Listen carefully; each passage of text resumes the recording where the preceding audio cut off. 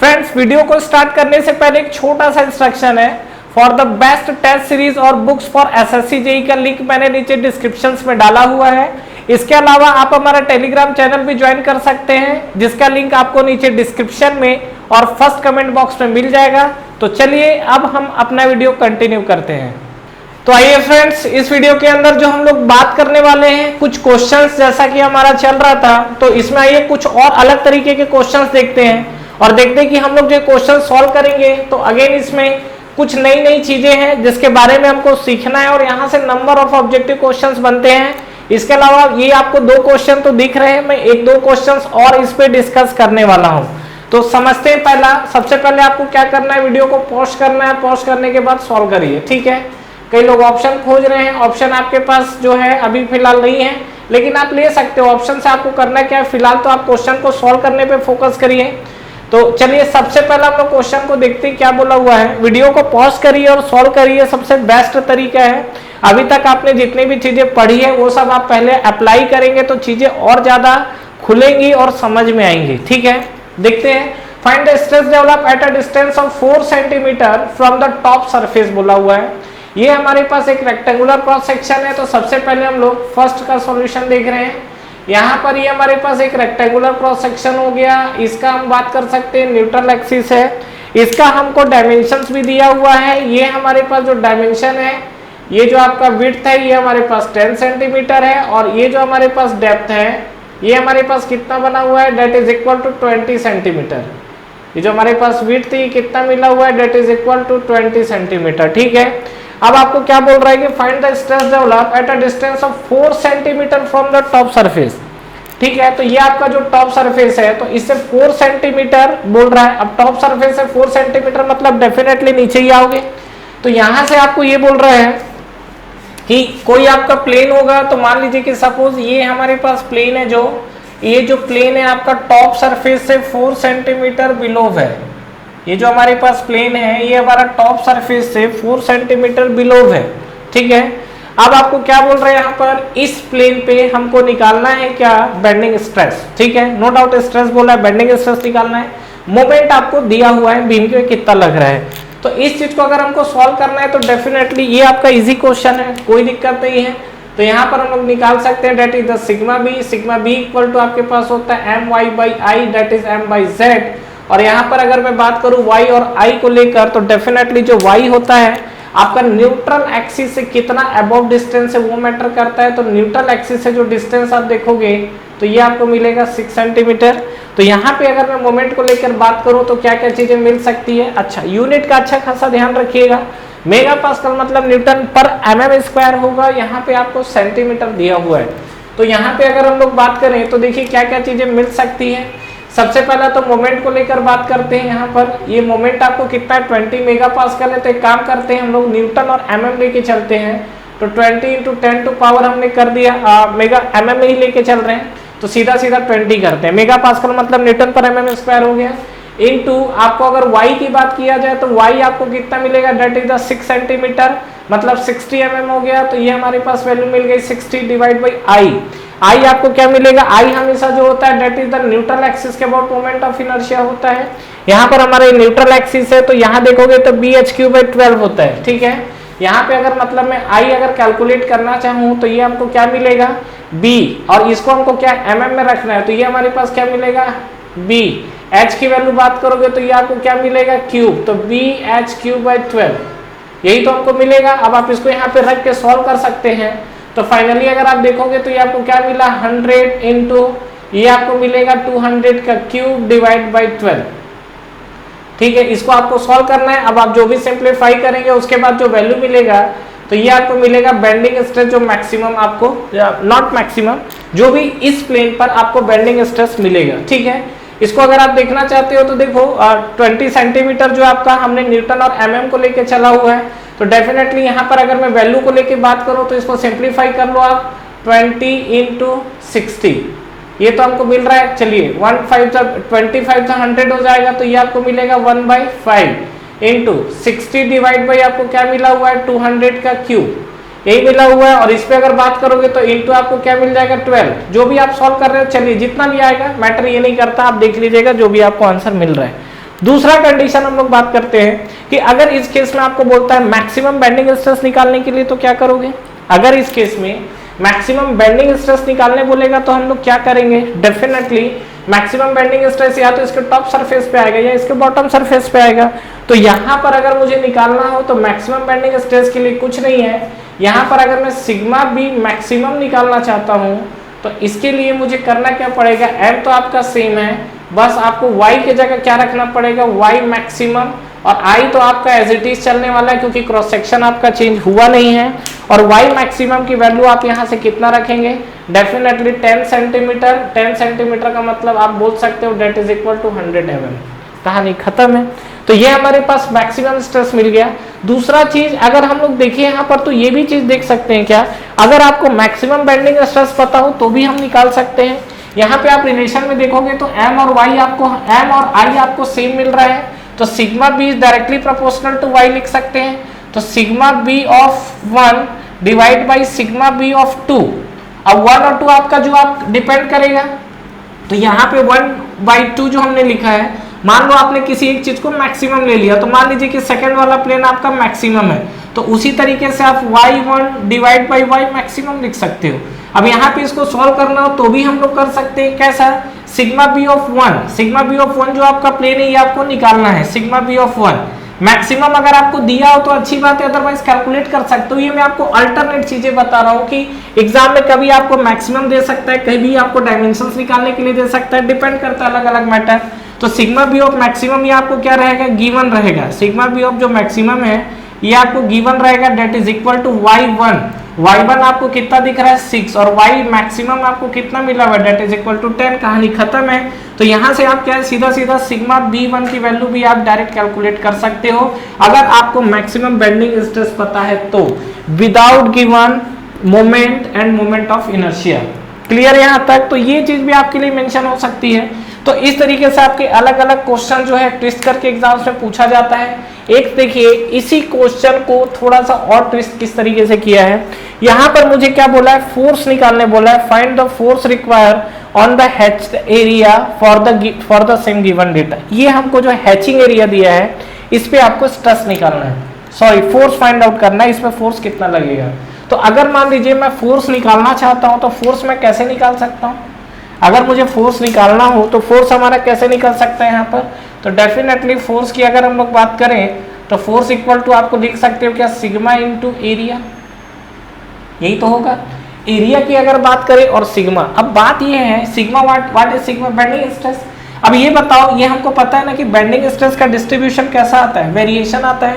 यहाँ पर देखते हैं, इस चीज को हम लोग पहले रफ करते हैं। बेंडिंग स्ट्रेस का वेरिएशन आपको आता है, तो जब आपने यहाँ सिग्मा लिखा है इस सरफेस के लिए तो कौन सा आप सिग्मा कंसिडर करोगे। अगर मैं इस केस के लिए सिग्मा मैंने लिखा हुआ है तो इसमें मैं कौन सा बेंडिंग स्ट्रेस कवर करूंगा, तो इस चीज को देखिए आपको समझ में आ जाएगी। ये जो हमारे पास सिनारियो दिख रहा है, अलग अलग बेंडिंग स्ट्रेस का वेरिएशन है। ये देखिए, इसका अगर मैं बेंडिंग स्ट्रेस डिस्ट्रीब्यूशन बनाता हूँ, इसका जो है, इसका अगर मैं बेंडिंग स्ट्रेस डिस्ट्रीब्यूशन अगर बनाता हूँ तो ये आपको क्या दिखेगा, इसका जो बेंडिंग स्ट्रेस में आप देखोगे तो सबसे ज्यादा सरफेस पे मिलता है, न्यूट्रल एक्सिस पे आने के बाद यहाँ पर 0 और फिर यहाँ पर ये, यही तो वेरिएशन है। और ये जो हमको मिल रहा है, this is the distribution of bending stress. ठीक है, यहाँ पर जो आपको सिग्मा भी मिलता है, ये आपको सिग्मा भी मिलता है क्या, मैक्सिमम। ठीक है, अभी आपको क्या बोल रहा है, ये जो आपका डिस्टेंस है, ये डिस्टेंस है आपका 10 सेंटीमीटर, ये जो आपको डिस्टेंस ये कितना आपको दिया हुआ है, that is equal to 10 centimeter. Clear. अब आपको क्या करना है, आपको ये बोल रहा है क्या कि इस पोर्शन पे मुझे निकाल के बताओ, यहाँ पर आपका जो डिस्टेंस है वो 4 सेंटीमीटर दिया हुआ है। मतलब आप कहीं ना कहीं अगर आप देख रहे होंगे तो मान लो कि सपोज 4 सेंटीमीटर का ये डिस्टेंस आपको दिख रहा है, तो इस सेंटीमीटर पे आपको क्या है, निकालना है। ये जो आप डिस्ट्रीब्यूशन देख रहे हो कितना दिख रहा है, ये आपको वेरिएशन दिख रहा है, दिस इज द 4 सेंटीमीटर। अब ये बताओ जो बेंडिंग स्ट्रेस है वो दोनों जगह तो अलग अलग है। यहाँ पर आपको जो मिल रहा है, ये मान लो सिग्मा भी आपको जो मिल रहा है यहाँ तो मैक्सिमम ही मिलेगा। ठीक है, और यहाँ पर अगर मैं y1 कंसीडर कर लूँ तो यहाँ पर जो स्ट्रेस मिलेगा वो सिग्मा बी ऑफ 1 मिलेगा।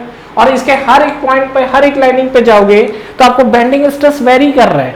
तो बात है कि यहाँ पर मैं कौन सा बेंडिंग स्ट्रेस लूँ, मैक्सिमम वाला लूं कि ये आपका 1 वाला लूं कि दोनों का एवरेज ले लूं, एरिया क्या लेना है ये तो आपको क्लियर हो गया है। यहाँ पे अगर मैं फोर्स निकालना चाहता हूँ, इसी को मैं आगे बढ़ा रहा हूँ, यहाँ पर अगर मैं निकालना चाहता हूँ यहाँ पर फोर्स, तो फोर्स इक्वल टू मैं लिख सकता हूँ क्या, सिग्मा इनटू एरिया, और यहाँ पर जो हम लोग सिग्मा कंसिडर करेंगे दैट इज द एवरेज। ये ध्यान रखिएगा, that is again very important.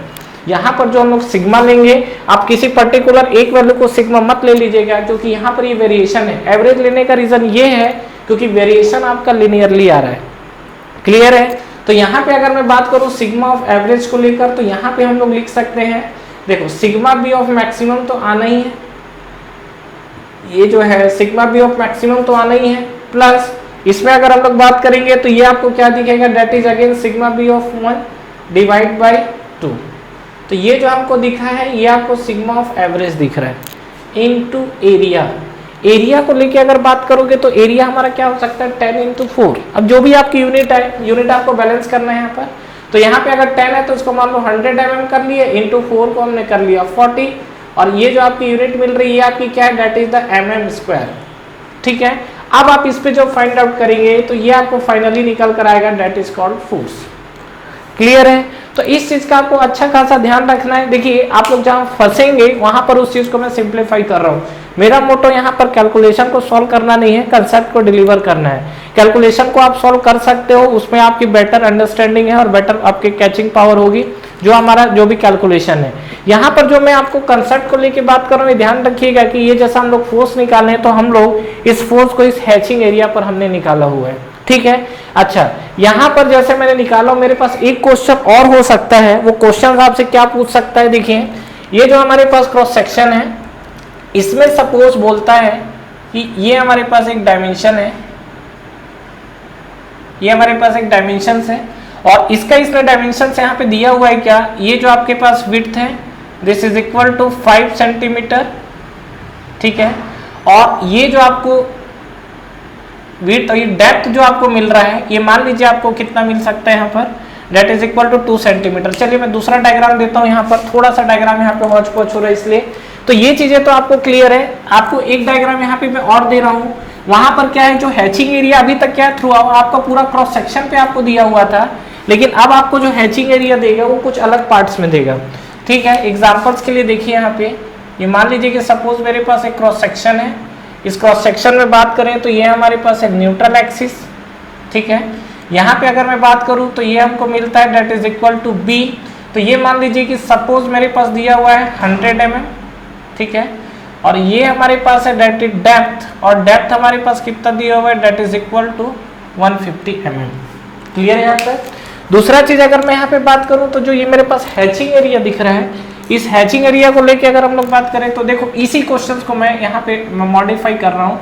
यहाँ पर मान लीजिए सपोज हमने एक हैचिंग एरिया लिया हुआ है। ठीक है, इस हैचिंग एरिया की अगर मैं बात करूँ तो ये जो हमारे पास दिया हुआ है, ठीक है, दैट इज इक्वल टू 25। ठीक है, इसको 50 ले लो आप, ये हमारे पास 50 mm है, और इसका जो विड्थ है ये आप ले लो सपोज 25 mm। ठीक है, आपको क्या बोल रहा है कि इस प्लेन पे ये जो आपको दिख रहा है, इस पे आपको बेंडिंग स्ट्रेस निकालना है। समझ में आया? दूसरा चीज, अच्छा बेंडिंग स्ट्रेस तो आपका पर्टिकुलर प्लेन पे आएगा, आपको कैलकुलेट क्या करना है, इस पे जो आपका फोर्स लग रहा है इस फोर्स को कैलकुलेट करना है। ध्यान रखिएगा, इस पे जो हमारा फोर्स लग रहा है उस फोर्स को आपको कैलकुलेट करना है। How we can calculate the force on that this particular section.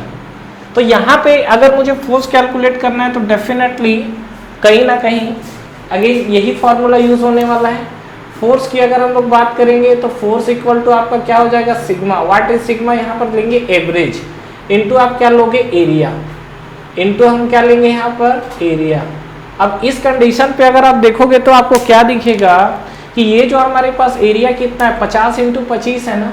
तो यहाँ पे अगर आप बात करोगे तो ये आपको एरिया दिखेगा 50 इंटू 25। यहाँ तक तो आपको कोई दिक्कत नहीं है। बात कर रहे हैं हम लोग सिग्मा ऑफ एवरेज, मतलब एवरेज बेंडिंग स्ट्रेस को लेकर बात कर रहे हैं, और ये हमारे पास कितना आएगा। डेफिनेटली हमको पता चल चुका है क्या कि इस पॉइंट पर निकालेंगे शियर स्ट्रेस सिग्मा, और इस पॉइंट पे निकालेंगे shear stress, bending stress, not shear stress, sorry bending stress. तो न्यूट्रल एक्सिस पे बेंडिंग स्ट्रेस आपको कितना मिलेगा, ये तो हमको पता है 0 आता है। इस प्लेन पर आप बेंडिंग स्ट्रेस निकाल सकते हो, आपको डायमेंशन दिया हुआ है। अगेन मैं यहाँ पर बेंडिंग स्ट्रेस नहीं निकालूंगा, वो आपको निकालना है। तो यहाँ पर बेंडिंग स्ट्रेस मान लो सपोज आपने 1 निकाला, जो कुछ भी वैल्यू आई, तो यहाँ पर जब आप एवरेज निकालोगे तो 0 प्लस ये आपको मिलेगा sigma B of 1 divide by 2 और इनटू आप यहाँ पे कर सकते हो 50 इंटू 25। डायमेंशंस का आप ध्यान रखिएगा, सॉरी यूनिट का आप अच्छा खासा ध्यान रखिएगा। यहाँ से देखिए फ्रेंड्स, होता क्या है, आजकल एक जनरल ट्रेंड चल रहा है। क्या ट्रेंड चल रहा है? आपका जो भी ऑप्शन दिया रहता है उसमें क्या पॉइंट से खेलेगा। पॉइंट से खेलने का मतलब ये है कि वो कहीं ना कहीं आपको क्या है, आपने जरा सा भी मीटर, सेंटीमीटर, एमएम को लेके उथल पुथल मचाया और वहां पर एक ऑप्शन बहुत बेसब्री से आपको वेट करता हुआ दिख रहा होगा, ठीक है। और हमको क्या लगता है, हमारा आंसर एक बार में आता है, हम टिक मार के बड़ा उछल कूद के मचा देते हैं कि भाई हमने तो एकदम आंसर मेरा एक बार में आया है। लेकिन मैक्सिमम टाइम ऐसा धोखा होता है एग्जाम सेंटर से बाहर आने के बाद, जब चीजें डिस्कस की जाती है या बाद में जब स्ट्राइक करता है माइंड पे कि अरे यार हमने तो डायमेंशन को चेंज ही नहीं किया था, या डायमेंशंस को लेके कुछ मिस्टेक हुआ। बहुत तकलीफ होगा फ्रेंड्स अगर आपका आंसर आ जाता है और आपने डायमेंशंस को लेकर अगर आपने गलत टिक किया हो। जैसे ऑप्शन में आपको 0.05, 0.005, 0.55 इस तरीके की चीजें मिलती है, तो इस चीज को आप ध्यान रखिएगा। तो ऐसा अगर मान लीजिए हमारे पास इस तरीके का अगर सेक्शन आया है तो कुछ नहीं करना है, आपको फोर्स निकालने बोला है, फोर्स निकाल सकते हैं। दूसरा चीज, इसमें और जो क्वेश्चंस पूछ सकता है वो आपसे ये पूछेगा कि इसमें टेंसाइल स्ट्रेस निकालिए, कंप्रेसिव स्ट्रेस निकालिए, अलग अलग तरीके के स्ट्रेस को कैलकुलेट करने बोलेगा। तो डेफिनेटली यहाँ पर कहीं ना कहीं चीजों को मेंशन करेगा। अगर आपका एक फाइबर टॉप या बॉटम फाइबर में देखो, दोनों आपका एक मोड पे तो जाएगा नहीं, तो अगर आपका टॉप फाइबर टेंसाइल स्ट्रेस पे जाएगा तो बॉटम वाला फाइबर कंप्रेसिव स्ट्रेस में जाएगा, या इसका अपोजिट भी ट्रू है, नीचे कंप्रेसिव जाएगा तो ऊपर वाला पोर्शन टेंसाइल में जाएगा। न्यूट्रल एक्सिस वाला आपको कहानी क्लियर है, जैसा कि मैं आपको बताया था। न्यूट्रल एक्सिस हमारे पास वो एक्सिस है जहां पर अगर सिमेट्रिक क्रॉस सेक्शन रहेगा तो बेंडिंग स्ट्रेस आपको हमेशा 0 मिलेगा।